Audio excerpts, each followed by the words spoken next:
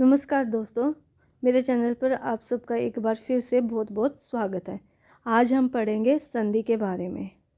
हम संधि के बारे में पढ़ेंगे। संधि के बारे में क्या क्या पढ़ेंगे, उसकी परिभाषा, उदाहरण और उसका एक प्रकार दीर्घ संधि।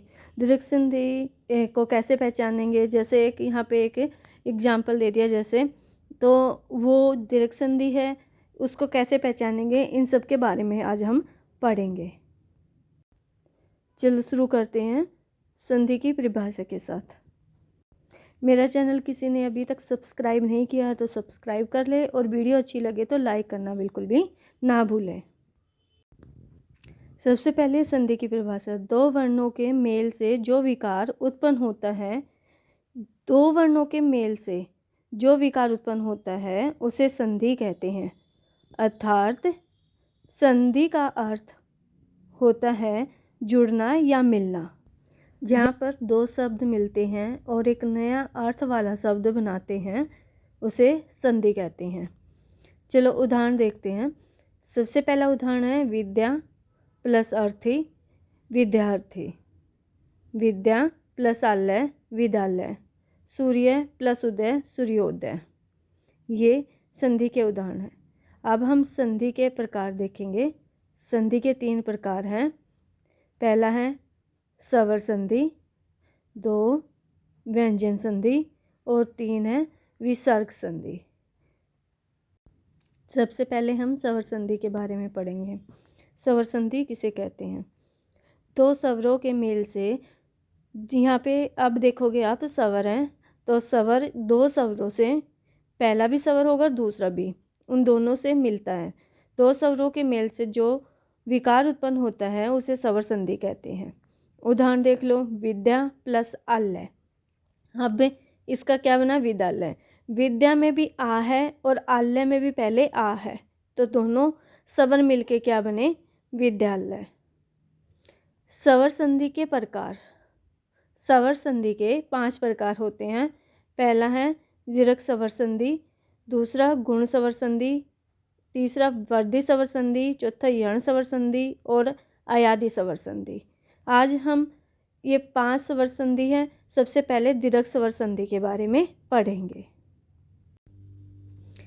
सबसे पहले हम देखेंगे दीर्घ स्वर संधि क्या होती है और उसको हम कैसे पहचानेंगे। दीर्घ स्वर संधि, 2 स्वर मिलेंगे। यहाँ दीर्घ स्वर संधि में 2 स्वर मिलेंगे। संस्कृत में एक परिभाषा है अक सर्वणे दीर्घ। अक सर्वणे दीर्घ का मतलब है सजातीय। सजातीय स्वर मिलकर अपना बड़ा स्वर बनाते हैं। सजातीय का मतलब हो गया 2 समान जाति के स्वर मिलकर एक अपना बड़ा स्वर बनाते हैं। जैसे ए आ प्लस ए आ, जैसे ए आ ई उ। तो दो अपनी समान जाति के अक्षर के साथ मिलकर तो बड़ा स्वर बनाते हैं। ए आ प्लस ए आ अपनी ही जाति के साथ मिलकर बड़ा स्वर बनाते हैं। जैसे विद्या प्लस आलय विद्यालय, तो सजातीय स्वर मिलकर अपना बड़ा स्वर बनाते हैं। जैसे ई प्लस ई मिलकर बड़ी ई बनाते हैं।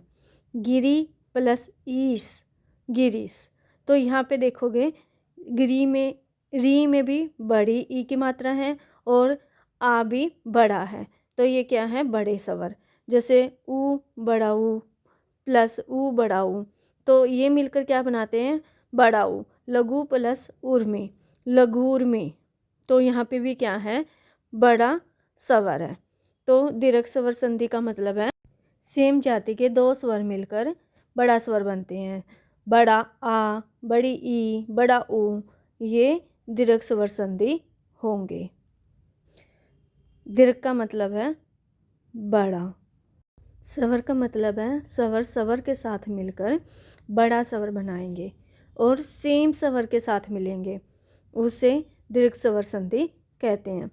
उम्मीद है आप सबको वीडियो पसंद आया होगा। आप सबको वीडियो अगर अच्छी लगी है तो मेरी वीडियो को लाइक करना बिल्कुल ना भूलें। फिर मिलते हैं नई वीडियो के साथ, तब तक बाय बाय।